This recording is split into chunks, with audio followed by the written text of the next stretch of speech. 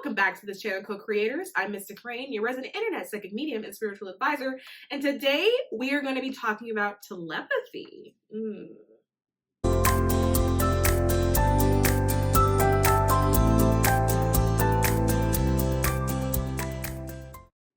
So I wanted to talk to you all about telepathy because some of you all are starting to get your powers and it's really fun to watch. So a lot of you all are starting to notice that you're becoming a lot more intuitive, a lot more aware, that your senses are becoming a lot more sensitive. And one thing that I have realized is that people are now starting to become telepathic, and I wanted to walk you through that journey because a telepathic journey is a little bit weirder in a sense of, one, it's not really talked about as much as being a medium or a psychic is talked about. And the energetic frequencies and vibrations you get when you are actually picking up on that is a little bit different than what it would be if you were picking up on like the thoughts of a dead person, right? And so the first thing I want to start off with is telepathy, in my opinion, is the most natural form of communication that exists. I actually think that the way we as humans communicate is incredibly archaic, outdated, inefficient, low vibrational, and poorly evolved. And all of you are telepathic. Every single one of you are telepathic, and there are ways that you can actually pick up on the fact that you're telepathic. What has happened is, due to this reality, this dimension, this planet, whatever, we have forgotten our ability to communicate that way. And so most communication, spirit communication, happens in a telepathic way. If you are a medium or a channel, you are a telepathic. You probably just didn't use that word as part of your vocabulary, and so you didn't put two and two together, right? If you have the ability to pick up on messages from someone that is not in this realm, you're telepathic, because how else would you have the ability to receive it? Particularly if you're someone that's clairaudient and you have the ability to hear. If you have clear hearing, you're telepathic, right? And so you would also have noticed this if you are an animal person. So if you are someone, let's say you have a dog or a cat, you are probably telepathic and you had no idea. And the little ways you figure that out is the little ways that you actually communicate with your fur baby without knowing that you're communicating with your fur baby.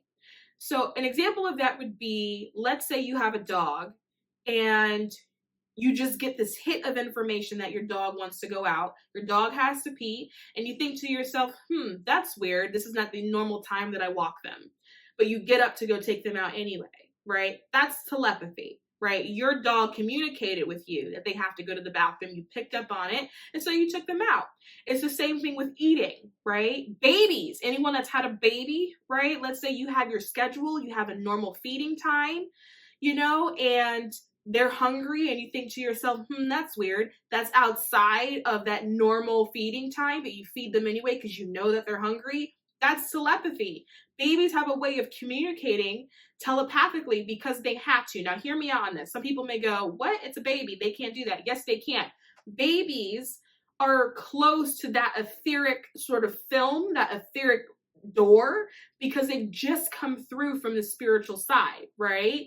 And so their main form of communication is telepathy. It's like when you're walking in the store and you feel someone looking at you, you turn around, it's a baby staring at you and stuff like that. That is their main form of communication, is through telepathy. And so it's also the same way when women, when they still have the babies in the womb, how sometimes they can tell if it's a boy or a girl, right? And they go, I don't know, it's just a feeling. Some people even say that they feel like they told the baby in the womb, told them that it was a boy or a girl, right? All of that is actually telepathic communication. And so what is telepathic communication? Telepathy is thought forms. Telepathic communication are thought forms. So picture like a cloud or like a little bubble cloud with thoughts written in it, floating through the air, and then you grab it and you have the ability to read it and then go, oh, okay, that's what that person's thinking. That is telepathy. So thoughts, right, is the first step of manifestation. It's the first step of the creation process. And all thoughts are energy. And this is why people say be mindful of your thoughts, because you can manifest them, right? Try not to think too negatively. Try to only think happy thoughts, only think positively, right? Because you have the ability to manifest it. Your thoughts are forms. There are energy forms. And so they're thought forms. And because it's a form of energy, you have the ability to pick up on it. If you have the ability to pick up on any kind of energy, if you can look at someone and say, that person is sad. I don't really know why, but I can sense that they're sad. If you have the ability to pick up on it, if you have the ability to look at someone, not know them, and say, based off of their vibe, I can tell they're not a really good person, right? If you have the ability to communicate with spirit, you have the ability to perceive energy. If you have the ability to perceive energy, you have the ability to pick up on telepathic communication, because thoughts are energy and it's just thought forms. And so why do I call them thought forms, right? Like a thought bubble. I call them that because their thought bubble is not the same as your thought bubble. And so you're picking up on the thoughts of others when it feels like it got plopped in your head. And so whenever you're doing whatever you're doing, you could be spacing out on a couch, you could be watching Netflix and you're like super into whatever is on the TV at the moment. You can be working, you can be working out, you can be in the kitchen cooking. You can literally be doing other things and your mind is on other things, or they're focused on other tasks, right? And then all of a sudden a thought pops in your head and you have the whole thought and you go, well, that was weird. And not only can you identify that that was weird because it's not in continuity with the everything else that you were just thinking, you also have the ability to identify where it came from. And that's weird part is, that's weird. I don't know why he would be thinking that, right? This may happen a lot with people that you're dating, particularly if you had some sort of karmic soul connection to that person. You may have the ability to pick up on what they're thinking, and a little thought form kind of plucks into your mind. And you're like, that's weird. Why would she be thinking that? Right? And then you go, well, that's weird. She wouldn't be thinking that, because how would I know what she's thinking? And then you start to convince yourself that it's your own thought. And then you start to feel like you're crazy because you're like, well, I would never think that, right? Like if you've had moments like that, what you have done is picked up on thought forms.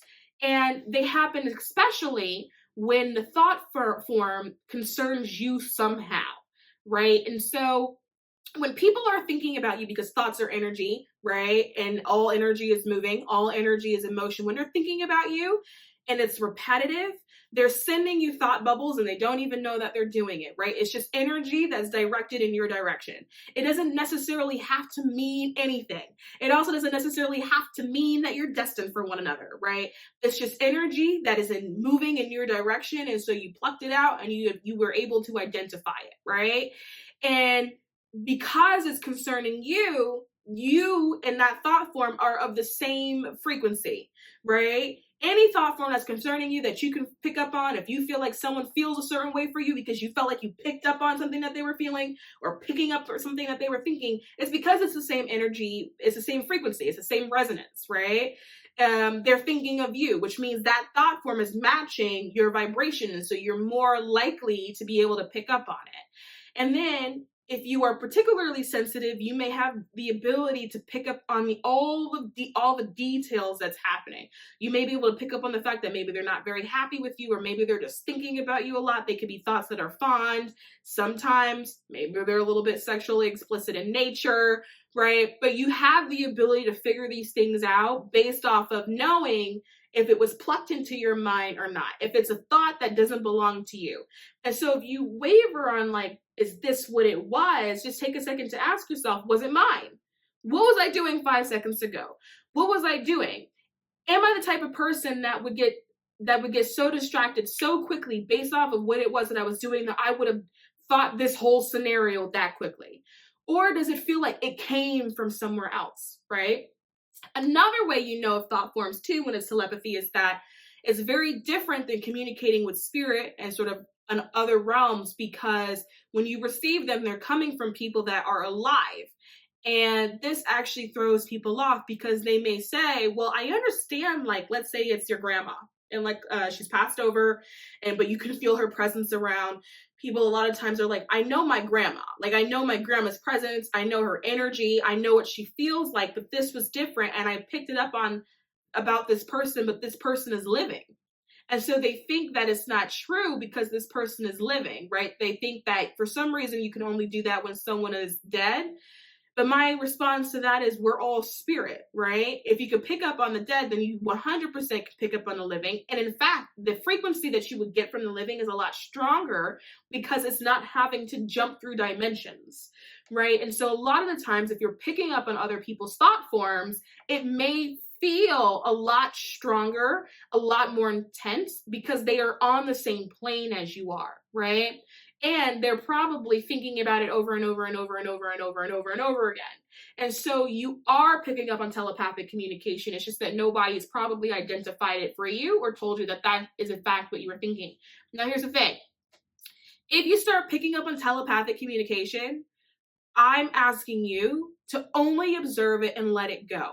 What happens, and I'm starting to see this with people, and I also experienced this myself too, which is how I've learned this, is when you pick up on someone's thoughts, you have a tendency to fit that into your own story of life. And then you have a tendency to sort of manipulate it in a way that works for you, right? Like, so for example, let's say you have an ex and you can pick up from your ex that they're really thinking about you, right? And then you can go, oh, wow, that's really nice. Or, oh, wow, this is really sweet. All right, well, if they're thinking about me that much, then I'm sure they'll reach out. And then they never reach out. And then you're sitting there like, oh my God, but I thought they were going to reach out. I thought maybe we'd be able to talk it out or smooth things over. And I'm so confused because I sensed that they were thinking about me a lot. And so I thought that they would call, right? And so what happens is that you create this own story for yourself, right? The fact was that they were thinking about you, but then you went, because they're thinking about me, surely they're going to call me. You created a conclusion based off of somebody else's thought. And then sometimes that conclusion doesn't always pan out. And so it can make you feel like you're going a little crazy, but you're not going a little crazy. What I have to say to that is that not everybody acts on their thoughts, right? Quick example of myself. There's been numerous times I've thought to myself, oh, I should call him back. And I don't. Doesn't mean I wasn't thinking it. And it also doesn't mean that it wasn't a genuine thought when I had it. Doesn't necessarily always mean that I call them back. Right? And so if someone picks up on my thought about me calling them back, it's possible that they can be sitting there anticipating me calling them and their phone never rang because I had the thought, but I didn't act on it. And not everyone acts on their thoughts, right? The amount of people that get to their deathbed that go, oh, I wish I would have done this in my life. And they thought about doing whatever that was their entire life and they never did it. And so when you get to a place when you are observing people's thoughts, and this will happen predominantly with people that you date. This has a tendency to show up more so in romantic relationships. And I suspect that it's going to go up because one, the consciousness is going up. There is sort of this whole evolution ascension thing that's happening, which makes people more spiritual and also coincidentally a lot more telepathic. But also people are going to be coming in union with people now. You're going to be finding your soul tribes, and union is going to be happening with really deep, awesome, amazing friendships, but also romantically. You are going to find out that your ability to pick up on people's thoughts are going to heighten. And it's going to be people that you are linked to or have some sort of connection to. And it's usually romantic, which is why I'm kind of harping on this a little bit.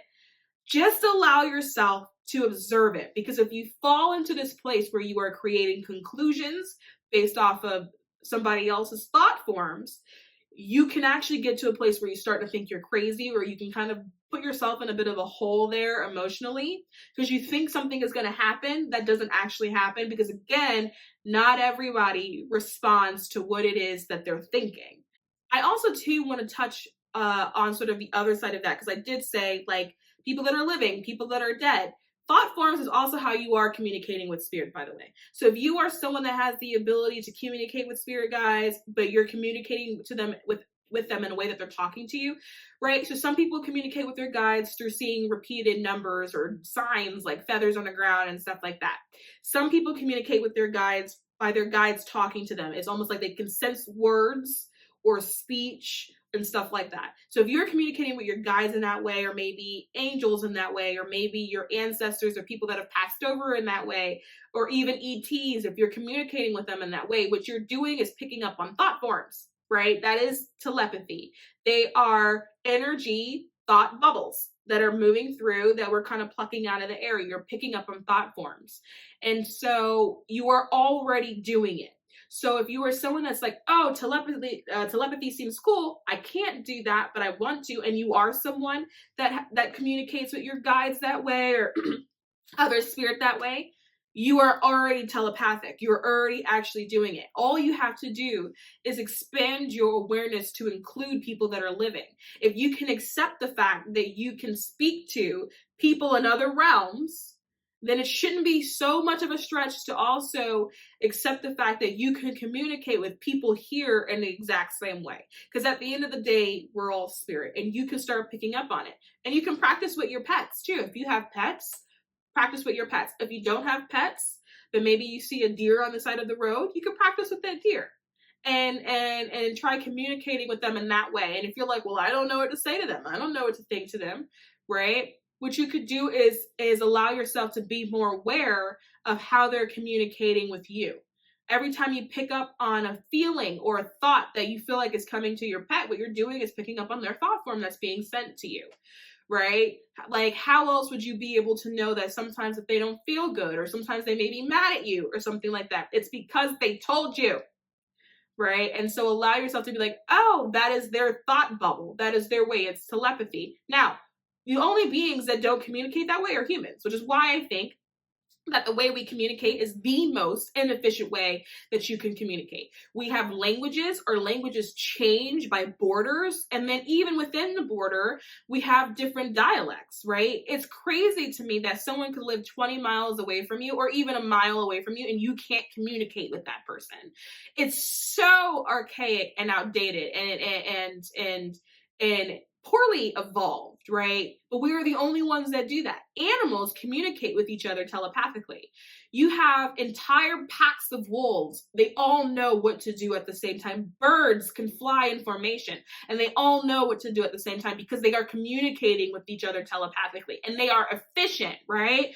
When a pack of wolves wants to take off, or when they want to hunt, they just get up and go. Humans, we have to convene each other, right? Everyone has to gather in a group. We have to talk it out. Somebody has to ask clarifying questions so everybody is on the same page. And then everybody has to repeat back what they heard to confirm that everybody knows what they're doing, right?